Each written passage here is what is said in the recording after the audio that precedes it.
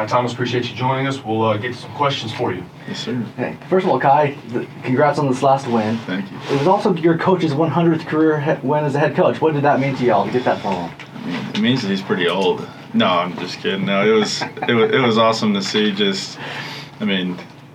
We've all been rallying around him. I mean, I've been with him since 2020, so it was pretty cool to see that he hit that milestone, and hopefully we can get a few more this year. So add up to that total a little bit. And I hear you have a pretty big one this week. Yes, sir. What are your expectations and what are the keys to getting a win this week? I mean, the focus is just on us. We've been saying it all year.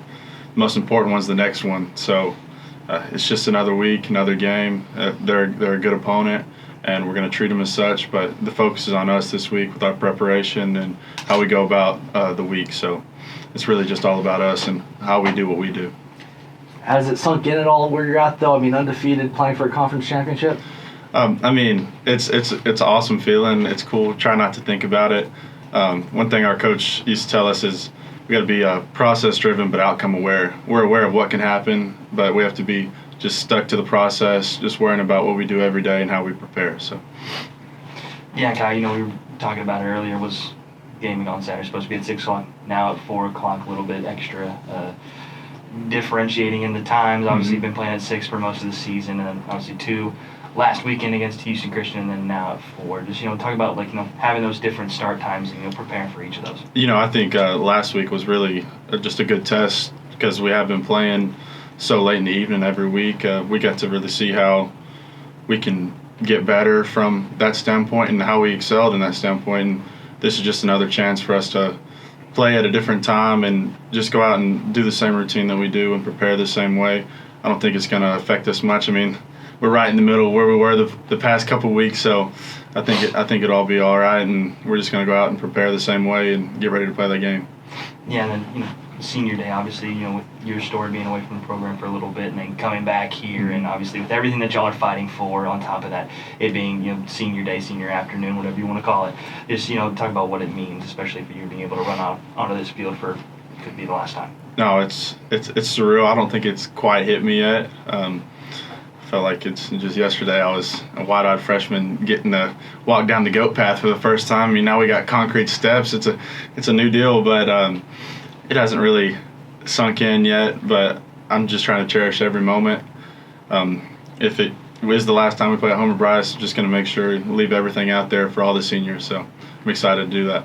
Yeah, and then for you guys, just as a whole defensive, you've been one of the best in the FCS. Just talk about the mentality you guys bring into each of these games and how you guys are able to keep the success rolling week in and week out. I mean, it really all comes down to the preparation that we have. I think it goes down to practice every day, playing with the intent and the focus that we're playing whoever the next opponent is. It's nameless, faceless. We're just out there trying to do our best every day at practice, hustle, and play with relentless effort. So it's really just about doing us.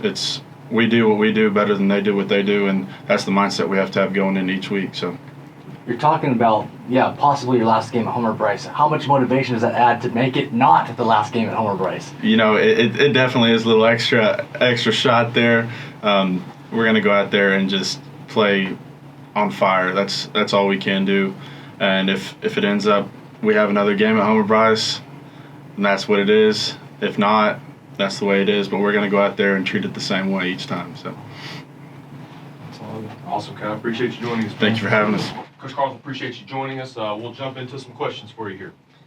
Yeah, Coach. Again, big one coming up for you. So, what's the keys to beating Lamar, and who are some of their guys looking to stop? Yeah, well, they're a great program, a very well-coached team. We circled this one a long time ago when the schedule came out last spring and talked about it this summer as a staff, that we felt like this game, would come down to everything, conference title, trip to playoffs, and not just because of who we are, but because of who they are, the respect that we have as a staff, myself personally for Pete Rossimondo and the job he's done there. He doesn't get enough credit. He's turned that place around. That place was a dumpster fire when he's got there, and he's, there's 3 straight winning seasons and got him playing for a conference championship now. He's a tremendous coach.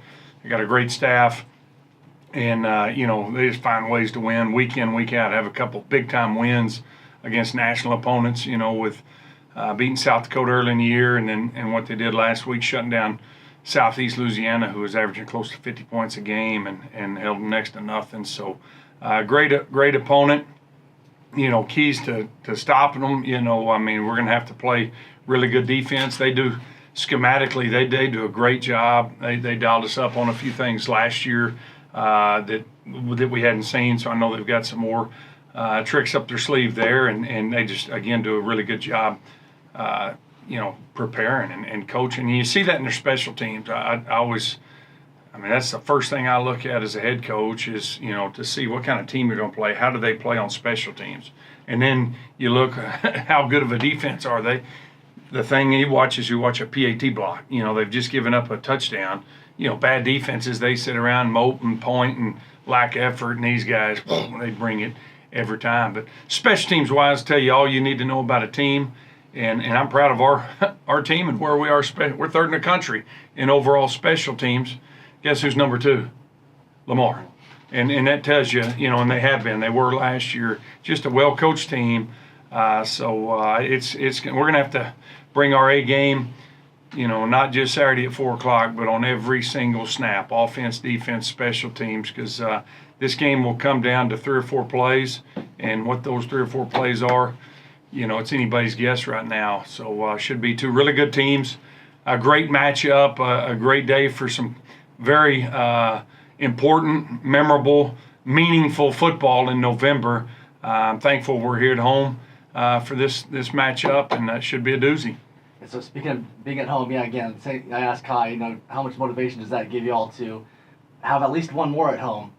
Yeah, I don't. That's completely out of our control. Right. We win this one. That's what I told them. All a win on Saturday means is we get to play another week together. Right. Because we play the following Thursday. We're down to right now 10 days left of our season, and we got a special group. They love playing for each other, and so that's the biggest motivational factor I think for Saturday is just you get to go out and earn some free football, and there's 90% of the programs in the country aren't playing for that anymore, and so both these teams are. Lamar, they're punching their ticket for the playoffs with a win Saturday, so there's a lot on the line, and like I say, it's one of the bigger games that's been played here in a long time, but for us, it's the next one, and we've been going at it week to week. We played for our conference championship way back in September against McNeese and handled business there, and then the following week at UIW. And so the guys have kind of gotten in a pretty good routine. It's about the Lumberjacks, and you got to obviously respect your opponents. This one is easy to respect because of what they've done this year and as a program over the last 3 or 4 years. So we're looking forward to a big game. And then being senior day, what has the senior class meant to you? They're all seniors now, the way I see it. So I think you ought to just walk every member of your team out there for senior day, because who knows in today's day and age. But that's what's unique about our program is guys do stay, and that's the reason we're having the success we are. Big reasons because a couple people out here that have supported us, stepped up, and allowed us to retain and reward some of these guys. And we need more help. We need more support. We need support Saturday at 4 o'clock. We need, East Texas, Nacogdoches, SFA alumni base to show up and support these guys, and we need support for this program, because to do what we're doing, setting all kinds of firsts and everything else, it's never been harder to win football games at SFA than right now. Our facilities have never been older, and the chips have not been stacked any higher against us, and yet these guys, and in particular your question, these seniors are finding a way to do something that hadn't been done around here in 30, 40 years. And so it will be a special night for them. It's awesome just because they get to see their parents, coaching us, blowing and going and here and there. And so that's a fun moment there before the game to be able to be around these guys and their parents and their family that have got them all the way to this point. Thing I'm most proud about is I think 90% of those guys that are playing their last game, possible last game at Homer Price, they've already got their degree. and so they've already got a diploma that says Stephen F. Austin State University on it, and that's what college football is still about. It's about getting educated, and these guys have done that and taking care of business in the classroom, and so it's easy to, shake their hand, fist bump them on their way out, knowing they're already set for life. Football's going to end for all of us, and no matter how good you are, they're going to ask you to stop playing. The ball will stop snapping. You better have that education to fall back on, and all these guys have done that, have their degree, or are set to graduate here in about a month. So that's pretty cool.